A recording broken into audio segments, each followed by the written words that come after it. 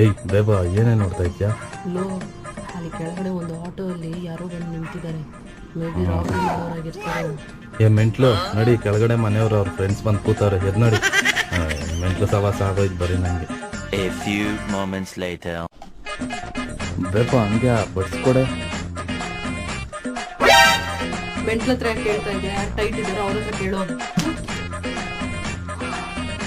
ಬೇಬಾ ಹಂಗೆ phone charge ಆಗ್ತದೆ, ಮಲಗಿದ್ದೀನಿ. ಮೆಂಟ್ಲಕ್ಕೆಲ್ಲ charge ಹಾಕಕ್ ಬರಲ್ಲ, ನೀನೇ ಎದ್ದಾಕೋ. ಬೇಬಾ ಶಿವರಾತ್ರಿಗೆ ಈಶಾ ಫೌಂಡೇಶನ್ಗೆ ಹೋಗೋಣ ಬಾ, ಸಖತ್ತಾಗಿ ಮಾಡ್ತಾರೆ ಪ್ರತಿ ವರ್ಷ, ಈ ಸಲ ಹೋಗೋಣ. ಮೆಂಟಲ್ನೆಲ್ಲ ಅಲ್ಲೇ ಕರ್ಕೊಂಡು ಹೋಗ್ತೇನೆ, ನಿನಗೆ ಬೇಕಾದ್ರೆ ನೀನೇ ಹೋಗು.